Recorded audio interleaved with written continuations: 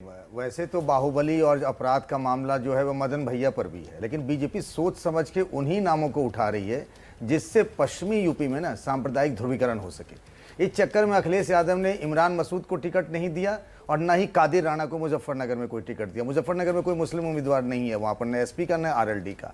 ये बात सही है कि जो बीजेपी वाले कह रहे हैं ना, कैराना वाले के बारे में, उन पर गैंगस्टर भी है। आज उनकी जमानत अर्जी भी खारिज हो गई है, हो सकता है उनका टिकट भी कट जाए, नाहिद हसन का। लेकिन ये ना पिक एंड चूज करके उस तरीके से कह रहे हैं। और इनके पास भी मैं कह रहा हूं, इनकी लिस्ट आने दीजिए।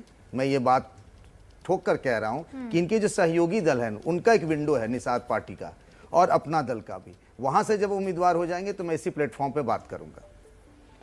घनश्याम तिवारी जी, ये क्या जरूरत थी आपको नाहिद हसन को, जिसके ऊपर गैंगस्टर एक्ट लगा हुआ है, आज जमानत याचिका तक खारिज हो जाती है, उनको उम्मीदवार बनाने की?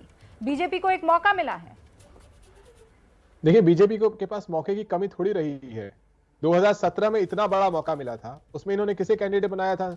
सर्वाधिक आपराधिक पृष्ठभूमि के व्यक्तियों को कैंडिडेट बनाने वाली भारतीय जनता पार्टी। केशव प्रसाद मौर्य जैसे व्यक्ति को उप मुख्यमंत्री बनाने वाली, आदित्यनाथ को मुख्यमंत्री बनाने वाली। इनके पास सिवाय हिंदू मुस्लिम के झगड़े कराने के अलावा कोई मुद्दा बचा नहीं है। संबित पात्रा का और भारतीय जनता पार्टी का टेलीप्रॉम्प्टर वहीं अटका हुआ है। किसी तरीके से समाज में दंगे कराए जाए, वरना जो बेरोजगारों को कुछ नहीं दे सकती।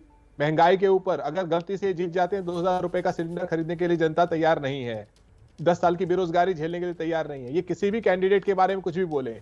ऐसा नहीं हो सकता कि आदित्यनाथ के मामले में कानून अपना काम नहीं कर रहा है और नाहिद हसन के मामले में कानून अपना काम कर रहा है, या केशव प्रसाद मौर्य। क्या नाहिद हसन के ऊपर केशव प्रसाद मौर्य से जो है वो दूध के दूल्हे हैं, एकदम साफ है, और जबरदस्ती ये लोग इनके ऊपर आरोप लगा के और माहौल खराब कर रहे हैं?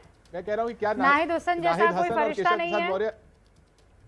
नाहिद हसन और केशव प्रसाद मौर्य को कंपेयर कीजिए, किसके ऊपर अधिक मुकदमे रहे हैं, किसके ऊपर ज्यादा संगीन मुकदमे रहे हैं? नहीं, क्या बोल रहे हैं? तो नाहिद हसन को केशव नहीं, कैसे, मतलब आप कैसे कंपेयर कर रहे हैं? मैं समझ नहीं पाई हूँ। पंकज जी, राजकिशोर जी, केशव प्रसाद मौर्य नहीं, अरे घनश्याम जी कैसी बात कर रहे हैं? नाहिद हसन पर गैंगस्टर का एक्ट लगा हुआ, केशव प्रसाद मौर्य पर जो दूसरे तरह का मुकदमे, आप उठा के देख लीजिए ना उनके इलेक्शन कमीशन के वेबसाइट। 302 किस तरह का मुकदमा होता है? तो अभी कोर्ट से बरी हो चुका है ना मामला।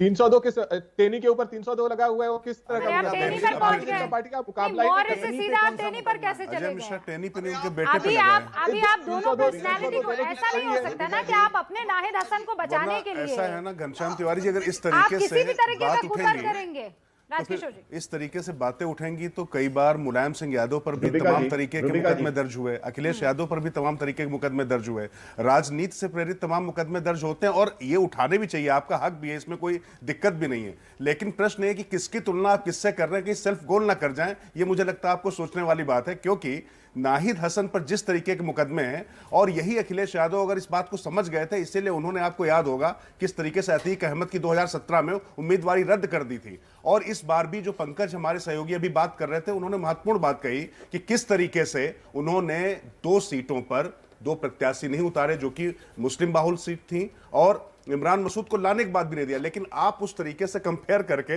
किस तरफ चीजें लेकर जा रहे हैं, किस तरीके से लूज बॉल खेल रहे हैं, मुझे लगता है जिस बात का जवाब तथ्य से दिया जा सके, उसमें तर्क की जरूरत क्या है? Serious IPC cases 15, total cases 11, ये केशव प्रसाद मौर्य के 143, 188, 283, 341, कितने केसेस समाजवादी पार्टी ने अपने ऑफिशियल हैंडल से एक काम करते हैं, आप इस प्लेटफॉर्म से आपके सामने जो टेलीप्रॉम्प्टर है उसमें देखकर ये रीड कर लीजिए कि नाहिद हसन को फिर आप इसी तरीके से डिप्टी सीएम भी बना देंगे।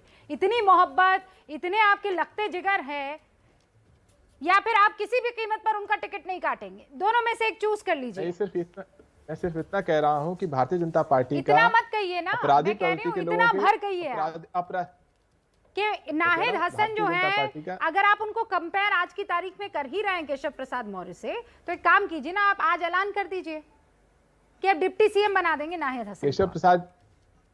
हम केशव प्रसाद मौर्य और आदित्यनाथ जैसे लोगों को मंत्री और मुख्यमंत्री नहीं बनाते। अरे नाहिद हसन को बना दीजिए ना, पृष्ठभूमि आप देख लीजिए। केशव प्रसाद मौर्य को मत बनाइए ना, वो आप वो बनेंगे भी नहीं। मैं जो नाहिद हसन पर रुकी हुई हूँ, वहां से ले जाइए ना मामला आगे। वहां हम जहां पे कहिए ना कि नाहिद हसन को डिप्टी सीएम बनाएंगे अगर आपकी पार्टी आती है सत्ता में, तो इतना बढ़िया आपको ऑफर मौका दे रही हूँ मैं।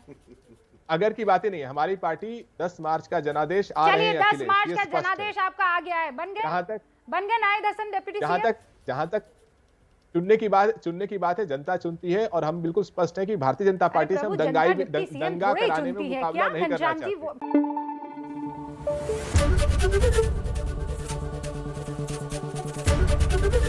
एबीपी न्यूज आपको रखे आगे।